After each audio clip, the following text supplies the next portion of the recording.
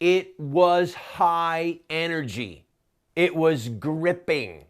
It's going to, without question, alter the way a lot of people vote. And I'm talking, of course, about the endorsement this morning of Lindsey Graham for Jeb Bush for president. Oh, yeah, and wasn't there a debate last night, too? I'm Randall Terry. This is Voice of Resistance.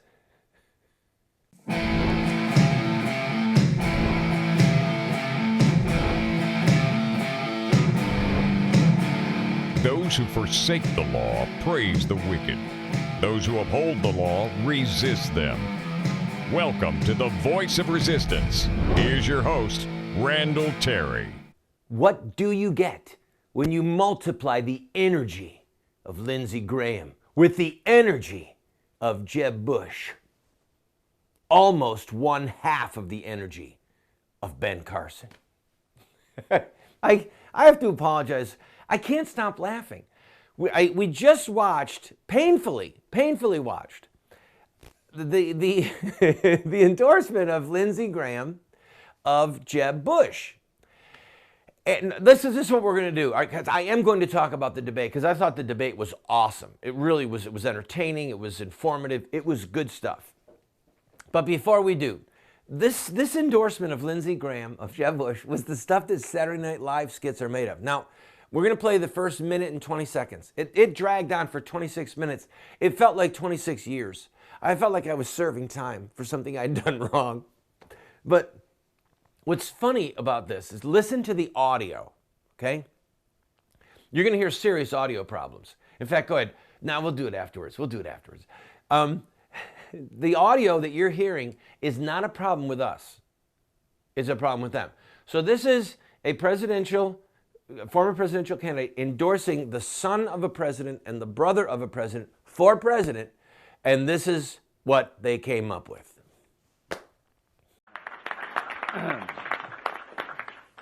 Well, to America, it is your job to pick the next commander-in-chief for the 1% of Americans and their families who serve in uniform, who defend us against radical Islam and other threats. The only way you can become commander-in-chief in America is for the American people to pick you through voting. I tried to run a campaign that centered on how to defend America against multiple threats, how to rebuild a military that's in decline, how to reestablish our presence in the world that's so desperately needed, how to create a sense of respect and fear in our enemies, and among our friends, a reassurance. I fell short. I'm proud of the effort. Now I am a citizen, having to cast my vote as to who I want to be commander-in-chief for that 1% fighting force. I have concluded without any hesitation, without any doubt, that Jeb Bush is ready on day one to be a commander-in-chief worthy of the sacrifices of the 1% who have been fighting this war. Well, there you have it. The whole thing went like that. And at the end, Lindsey Graham should have said, and would you please and pick me for Secretary of State, because I've always wanted to bomb the snot out of ISIS. Did you see the painful look in Jeb's eyes? Just put a freeze frame up. Look at how painful Jeb looks.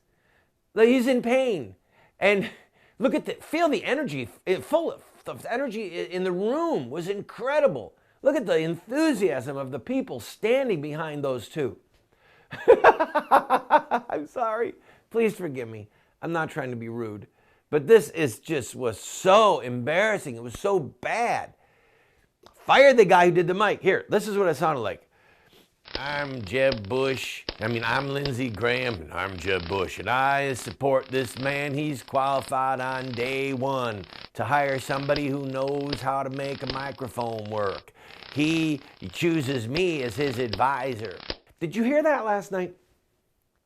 That was one of the low points. My wife and I looked at each other like, are you kidding me? Did he just say that?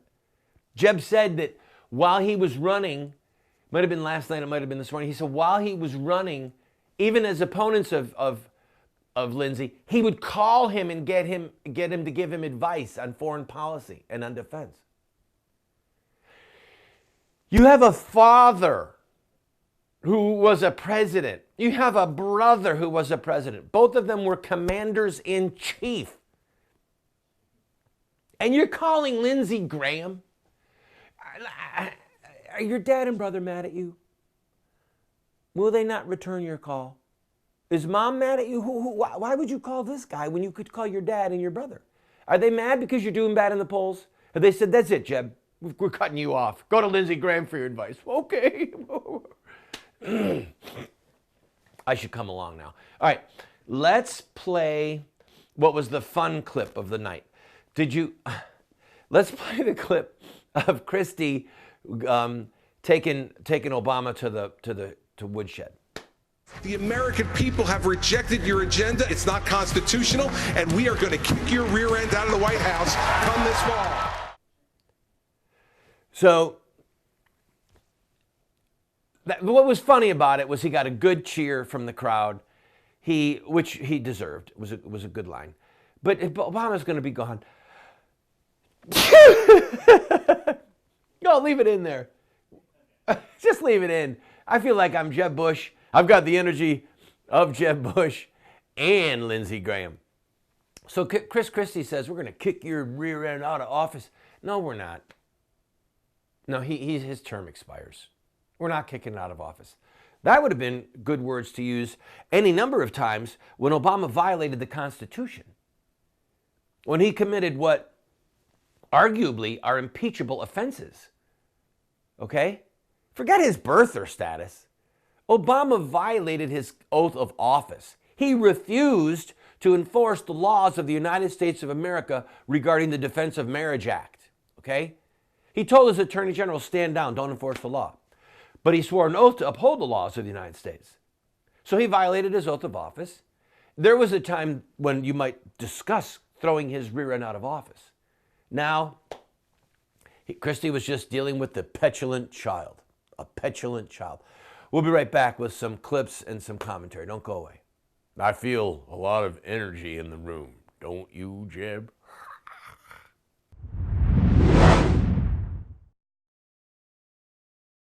Friend, we are in the middle of producing a 14-part epic television series called What Would Mohammed Do? Explaining Islam and ISIS to the West.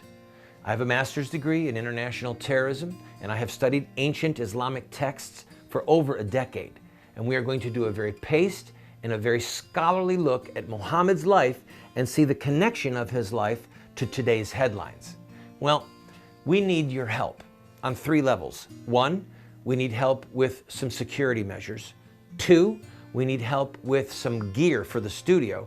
And 3, we need help with some computers. I'm inviting you to go to the GoFundMe site that you see on the screen and watch the pilot for episode 1.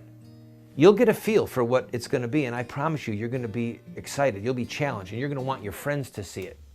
And then after you've seen it, give what you can to help us with this project. Thank you.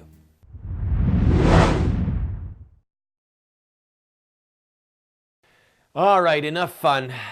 Let's get a little bit more serious. Last night, during the debate, I heard Donald Trump make the argument clearly as to why Senator Cruz's origin, his place of birth, could end up being a critical problem in this race. Now, hear me out. I don't think it's a critical problem. But that doesn't matter. In other words, as a point of law, I don't think that Senator Cruz is in trouble because he was born in Canada. But Trump made the brilliant point that it doesn't matter because the Democrats will bring suit, period. The Democrats will just try and muddy the water because they're scoundrels, because they abuse the judiciary as a matter of course, okay? That's what Democrats do. They abuse the judiciary. So I want to play this clip and then talk a little bit more about stuff that went on around it. Go ahead. My friend Donald said that he had had his lawyers look at this from every which way, and there was no issue there. There was nothing to this birther issue. Now, since September, The Constitution hasn't changed. But the poll numbers have. And I recognize that Donald is dismayed that his poll numbers are falling in Iowa. But the facts and the law here are really quite clear. Under long-standing U.S. law, the child of a U.S. citizen born abroad is a natural-born citizen. In Iowa now, as you know, Ted, in the last 3 polls, I'm beating you. So, you shouldn't misrepresent how well you're doing with the polls. You don't have to say that. In fact, until you started doing that, because that's a misrepresentation. Number one. Number two, this isn't me saying it. I don't care. I think I'm going to win fair and square. I don't have to win this way. Thank you. Lawrence Tribe and numerous from Harvard, said that there is a serious question as to whether or not Ted can do this, okay? There are other attorneys that feel, and very, very fine constitutional attorneys, that feel that because he was not born on the land, he cannot run for office. Here's the problem. We're running. He does great. I win. I choose him as my vice presidential candidate, and the Democrats sue because we can't take him along for the ride. I don't like that, okay? The fact is, and if for some reason he beats the rest of the field, and for some, see, they don't like that. They don't like. All right. So, by the way, there was some booing that came next because Donald Trump said, what if he beats the whole crowd? What if he beats everyone here? And then the person who made that edit cut it. And the point was the people were not booing Trump. They were booing the idea that Ted Cruz beat Trump and beat the others. So it was disingenuous how that clip was made. And unfortunately, for time's sake, we're at the mercy of the person who made that clip. And I apologize for that. But Trump's point is well made. Let's say that Cruz really does well, wins the nomination. And then some Democrats go to a circuit judge and then an appellate judge and then a full en banc of whatever that appellate area is, all right, Second Circuit. They go to the Second Circuit, which is New York City. They go to a judge there, and then they go to an appeals court, and then 15 members, 15 judges, en banc it's called, and then they go to the Supreme Court. Well, let's assume that Cruz prevails. It's the headlines. It's the distraction. Let's assume that the Supreme Court agrees to hear it, but not until after the election. Do you see what a problem this would be? Excuse me. So I thought that was interesting that Trump brought this up. I think it's on point on a political sense, in the political sense. And if here's the problem, Trump's suggestion was go and get a declaratory judgment. Go to a court and ask for a declaratory judgment that this is what the law means, that I, born in Canada, of a U.S. citizen, I'm still qualified to be president. Okay? The problem with that is I don't want to go to the courts for anything. Not at this level. Okay? Because all that does is strengthen the idea that we serve under this glorious oligarchy. That we go to the throne of our judicial masters and do we have your approval for Teddy to run for president? I don't want to do that. So, and by the way, this is even funnier. Up until, a year and a half, 2 years ago, Ted Cruz had dual citizenship. He was a Canadian citizen and a U.S. citizen and has only recently renounced his Canadian citizenship.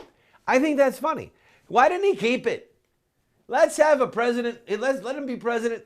I'm president of America and I'm a Canadian citizen. We're going to get this Keystone Pipeline going because I'm one of you, and I'm one of you. I'm one of all of us. Maybe we can merge the two countries and become the United States of America, Canada.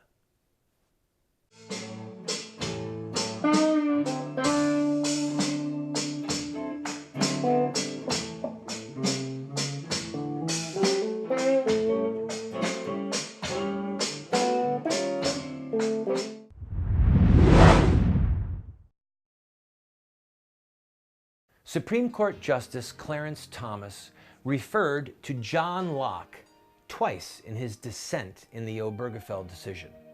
John Locke is referred to as the philosopher of American liberty. He was a genius, and he not only believed in natural law, but he believed in revealed law, the Word of God, the law of God.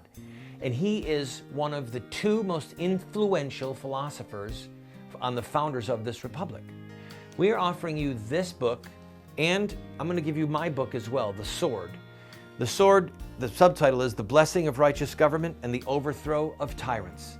It looks at what is the legitimate purpose of government and when is it our right to overthrow government like they did with the Declaration of Independence.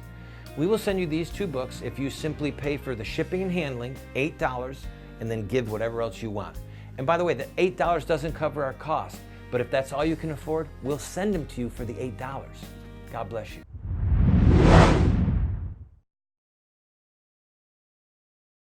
I think that one of the high points of the whole debate last night was that Lindsey Graham was not on the stage. Rand Paul was not on the stage. I've really lost a lot of respect for him because of some of his comments about marriage. I think it was really refreshing that Carly was not on stage. I like her sometimes, and other times I just don't. So anyway, I feel bad that Mike Huckabee is not on the stage. Rick Santorum. Just think of how fast things turn, people. All right, I'm going to play a clip right now between Bush and Trump regarding Trump's suggestion that we temporarily halt all Muslims. All right, play the clip. We don't have to have refugees come to our country, but all Muslims? Seriously? You cannot make rash statements and expect the rest of the world to respond as though, well, it's just politics. I want security. I'm tired of seeing what's going on between the border where the people flow over, people come in, they live, they shoot. I want security for this country. Really? Seriously, Donald? All Muslims? Yes. Now, I wish I could be an advisor to Mr. Trump just on this one point, because I know what I'm talking about, all right? I've studied Islam for 10 years. I have a master's degree in international terrorism, diplomacy and international terrorism from a military school called Norwich University, very old and prestigious school. I know what I'm talking about, okay? Islam is the threat. The Boston bombers were here legally, okay? They weren't from Syria. Are you hearing me? The San Bernardino woman was here legally. She was not from Syria. It's not a matter of banning Syrian refugees. The hijackers from 9/11, they were not from Syria, and they were here legally. What do they all have in common, people? They were all Muslims. Are you going to say that you're going to temporarily halt people coming from Turkey, our NATO ally? Yes. Yes, I am, because recently they did a poll in Turkey, and it showed that 21% of them believed that ISIS represented Islam. ISIS represented Islam. That's what they said. So if you have Turkish people coming here, devout Muslim people who say 1 in 5 of them statistically would say, yes, ISIS does in fact represent Islam. Can anyone see that that's an actual threat? Can anyone see that, as far as I know right now, none of the attacks that have happened on American soil involving foreign-born Muslims, none of them were from Syria? How much proof do we need? None are as blind as the willfully blind. And the end of the matter is this, and this is what Mr. Trump has not yet said. I'll say it because I know it's true. That Islam itself, the so-called religion of Islam, which is a religious, political, socio-economic blueprint for the takeover of the world. Okay, that's what it is. It is to religion what communism was to, well, it is to politics and world domination what communism was to politics and world domination. An ideology bent on controlling the world with a certain set of laws and beliefs, all right? Islam is the threat. And therefore, Muslims who say, I believe in Islam, could be an agent of that threat. Therefore, we have to have a temporary ban on them coming into the country. The end. Is it that hard to figure out?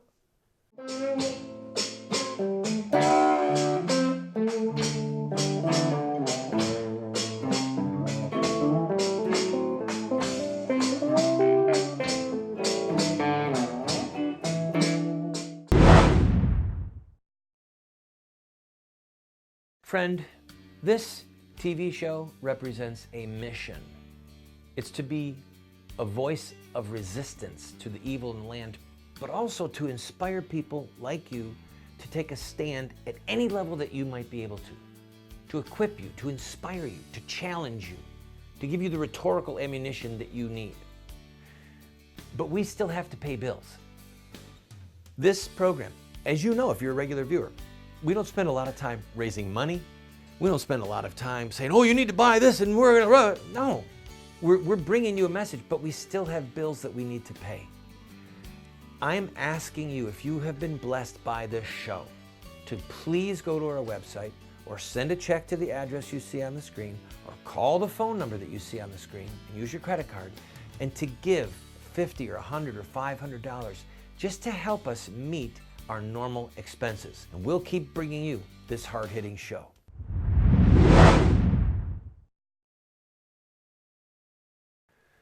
We have to remember that there is a God in heaven, and He has given His laws.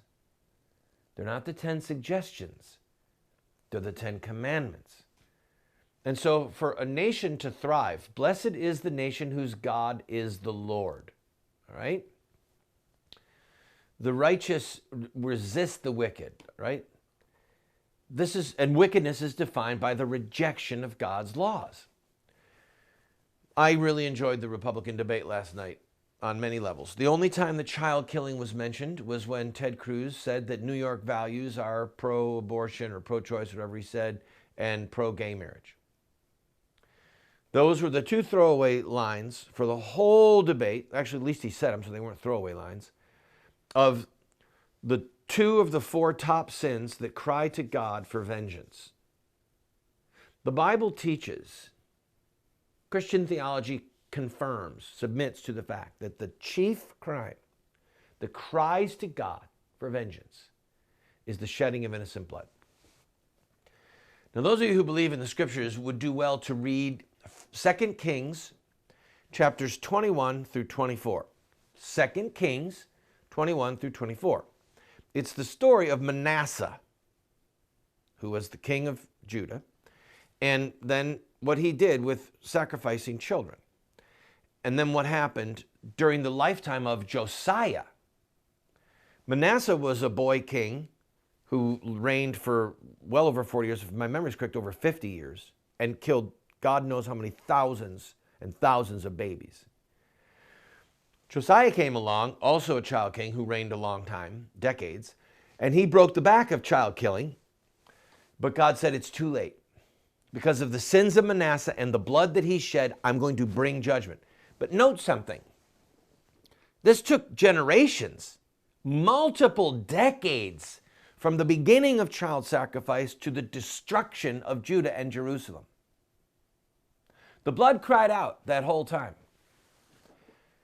And finally, vengeance came. So in these presidential debates, we have to remember the priorities that emanate from heaven. If somehow God gave us radar that was perfectly tuned to what heaven could hear, and we were to get close to the garbage dumps of our major cities, we would hear the howl of human blood from the babies whose blood ended up in our landfills and in our sewer systems. So, as we watch what the insurgents are doing during this election cycle, we need to remember that there is a God in heaven. He has given laws, He has given priorities, and ultimately our duty is to see that civil government reflects those laws. And what we need to do during these hours and days and weeks when the insurgents are pushing back the establishment is we need to run through that gap with the banner of truth and justice as given by heaven, and fight to get this republic back to righteousness. You can be a part of that solution.